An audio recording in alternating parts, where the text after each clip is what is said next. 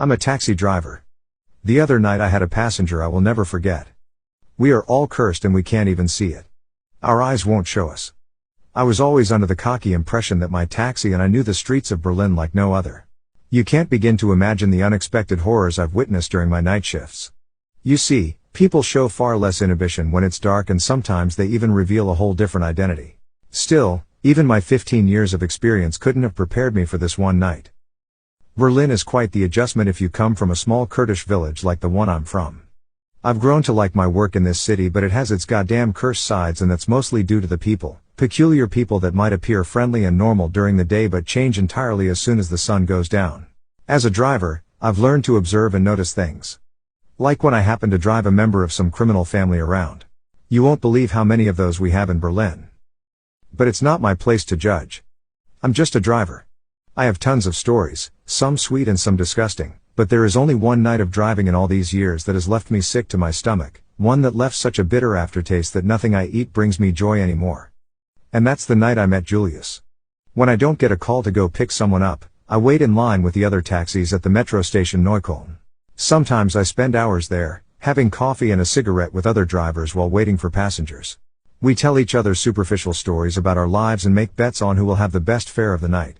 One time I drove a man to a city 200 miles away, made the same money I'd usually get for 3 entire nights. Julius' fare was in a similar price range, even though we never even left Berlin. At the end of the night, I didn't ask him for money. It was a cold and foggy night, typical for the beginning of March.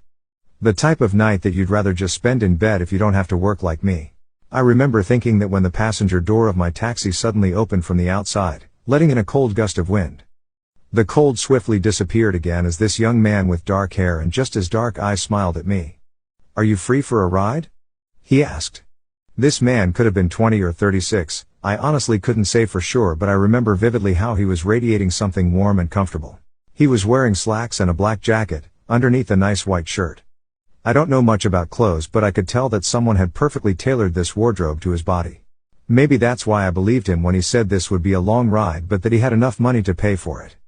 Of course, I said yes and asked if he had any luggage I could help him with. Just this. He held up a little wrapped package the size of a book and grinned. "But I'll just put it on my lap." He sat down in the passenger seat. Some people do that, usually the ones that are alone and feel like talking. "Where can I take you to? Do you have an address?" I asked. He fastened his seat belt. "No, not exactly. I'll just give you the directions as we go if that's all right." And that's what he did. It was fine for me as long as the meter was running. "Dill. That's a nice name," he said after